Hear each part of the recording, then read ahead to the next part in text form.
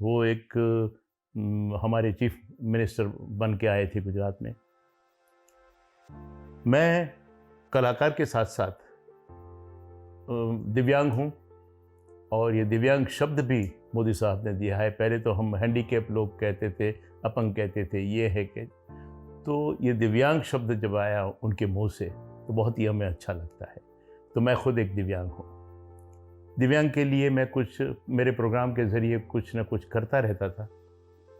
एक बार की बात है कि जब रफ़ी साहब के गाने में गाता हूँ और रफ़ी साहब की श्रद्धांजलि पर शो मेरा होते हैं, तो मैंने सोचा कि मेरा उस शो में जो भी आमदनी आए, मैं कुछ दिव्यांगों के लिए कुछ करना चाहता हूँ। तो मेरे मित्र हैं, उन्होंने कहा कि अगर आप ये करते हैं तो आपका खुद का फाउंडेशन ऐसा कुछ नहीं क्यों नहीं बनाते कि जिसके ज़रिए आप दिव्यांगों के उत्थान के लिए काम कर सकते हैं। मैंने कहा मैं चाहता हूँ, तो क्या इसके लिए हम मोदी साहब को बुलाएं? तो मैं एकदम चौंक गया कि मोदी साहब थोड़ा आएंगे कि भाई ये मैं तो एक छोटा सा कलाकार हूँ। तो बोलते कि कोई बात नहीं, चलो यहाँ से फ़ोन लगाते हैं, इसमें क्या फ़र्क पड़ता है। तो हमने फ़ोन लगाया और उन्होंने कहा बंकिम भाई इस कारण आपको मिलना चाहते हैं कि उनके ये दिव्यांगों के लिए कुछ काम करते हैं, तो उनके फाउंडेशन के लिए इनॉग्रेशन के लिए, तो आप अगर टाइम दें तो आपको मिलना चाहते हैं। तो सामने से जब जवाब आया तो मैं एकदम अचंभों में रह गया कि ये इंसान को जो लोग समझते हैं वो ऐसे नहीं। उन्होंने कहा कि अगर वो दिव्यांग है तो उनको यहाँ पर क्यों बुलाते हो? आप मुझे खाली मेरे इसमें ईमेल पर तारीख और टाइम बता दीजिए, मैं हाज़िर हो जाऊँगा। और यकीन नहीं माने कि उस वक्त 2004 में हमने जो बंकिम पाठक फाउंडेशन का जो हमने इनॉग्रेशन किया, तो मोदी साहब के हाथों हुआ। और उस वक्त उन्होंने जो बात कही आज भी मेरे ज़हन में है, और उस बात को जब जब मैं कभी याद करता हूँ ना, तो मेरा हौसला और बढ़ता है कि नहीं, काम करना चाहिए, समाज के लिए काम करना चाहिए। क्योंकि जो कुछ देते हैं वो समाज ही देता है, चाहे डॉक्टर हो या वकील हो या बड़े बड़े किसी भी उसमें, तो वो समाज की तरफ से उसे मिलता है और समाज को वापस भी देना चाहिए। तो ये बात जब उन्होंने उस वक्त कही थी कि एक चक्रव्यूह है, उन्होंने जो उनके मुंह से जो बात हुई थी वही मैं बता रहा हूँ कि एक चक्रव्यूह है। लोग सोचते हैं कि कुछ काम होता है इसमें, आप किसी आदमी को पूछे इसमें मेरा क्या, मतलब गुजराती में कि मारे शू। और दूसरी बात यही शब्द कि भाई इसमें मेरा क्या है, मतलब ये काम होता है, इसमें मेरा कितना पोर्शन है।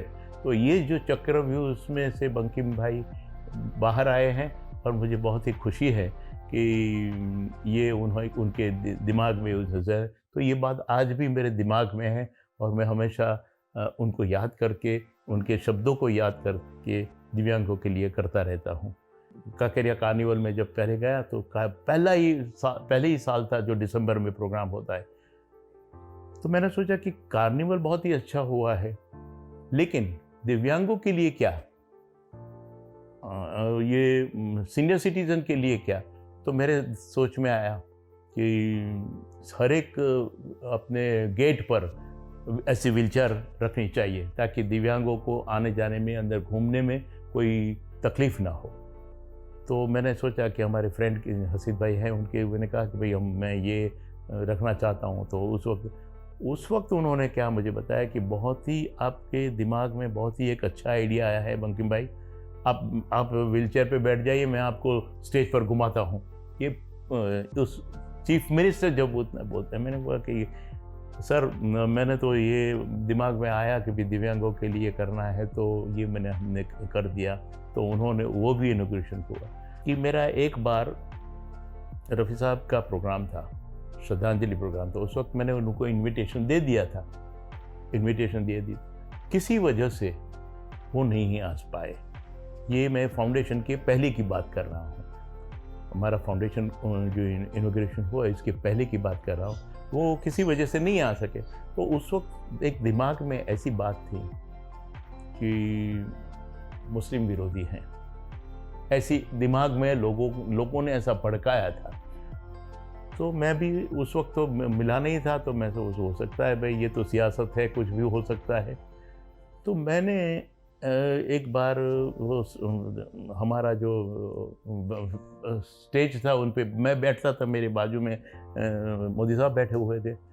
तो मैंने तो हिम्मत करके पूछ लिया कि सर मेरा एक प्रोग्राम था कि रफ़ी साहब की श्रद्धांजलि का, लेकिन रफ़ी साहब मुस्लिम हैं और मैं तो रफ़ी साहब की आवाज़ में गाता हूँ, तो वजह तो वो तो नहीं थी कि।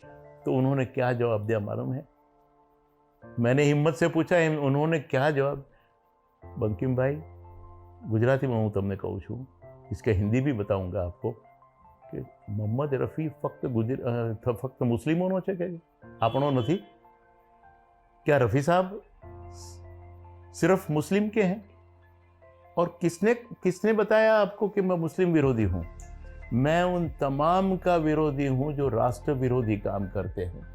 मैं मुस्लिम का विरोधी नहीं हूँ, हर वो शख्स का मैं विरोधी हूँ कि जो राष्ट्र के विरोध के में या दंगे फसाद के में या गलत काम में जो है उनका मैं डेफिनेटली विरोधी हूँ। उनको मुझसे डरना चाहिए। लेकिन मैं रफ़ी साहब कौन है? 4-5 ऐसे भजन मुझे दिखाए जो दुनिया के रखवाले किसने गाया था, मन तड़पत हरि दर्शन को किसने गाया था? रफ़ी साहब ने गाया। तो हमारे हिंदू भजन रफ़ी साहब ने गाए। रफ़ी साहब तो करोड़ों के दिलों में बसने वाले हैं और मैं भी रफ़ी साहब का फ़ैन हूँ। तो ये बात उन्होंने कही तो उस वक्त मुझे लगा कि नहीं, ये इंसान किसी धर्म और किसी मज़हब के विरोधी नहीं है, वो उन सब से विरोधी है जो गलत बात होती है, चाहे वो हिंदू हो या मुसलमान हो या सिख हो या ईसाई हो। गलत काम करने के उसमें वो विरोधी है। बाकी जो राष्ट्र प्रेमी है, जो हिंदुस्तान को अपना मुल्क समझते हैं, उनका तो वो भक्त ही है, मैं ये कहना चाहता हूँ। एक बहुत छोटे कार्यकर्ता थे, मैं किसी हॉस्पिटल का नाम नहीं लूँगा, बहुत छोटे कार्यकर्ता थे और वो हॉस्पिटल के अंदर गए। और हॉस्पिटल तो आजकल ऐसी होती है ना कि इतने पैसे जमा कराओ, इसके बाद तो तुम्हारी वो शुरू करेंगे। तो वो तो बेचारा असमंजस में पड़ गया कि उसके पास तो इतने पैसे नहीं थे, कुछ क्या है कि किस तरह से करेंगे।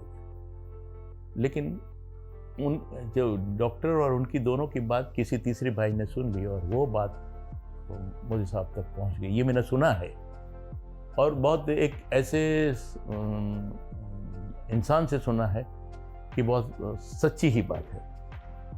तो वो बात उनके पहुंच गई तो उन्होंने तुरंत इसे वहाँ से फ़ोन किया कि मैं इस हॉस्पिटल की विज़िट लेना चाहता हूँ। मानेंगे नहीं, वो जो कार्यकर्ता थे उनकी तुरंत ही जाओ तुम्हारी ट्रीटमेंट शुरू हो जाए। तो वो चमक में कि ऐसे एकदम चमत्कार क्या हुआ? तो बोलते हैं कि उस वक्त आए नहीं, वो उनकी ट्रीटमेंट शुरू हो गई लेकिन वो नहीं आए। और फिर कुछ दिनों के बाद ऑल ऑफ ए सडन वहाँ से ऊपर आ गया कि आई एम कमिंग। तो ये बात उनके दिमाग में है कि भाई काम होता है या नहीं, सिर्फ मेरे नाम से वो डर गए हैं इसलिए नहीं बोलते थे, या हकीकत में काम होता है।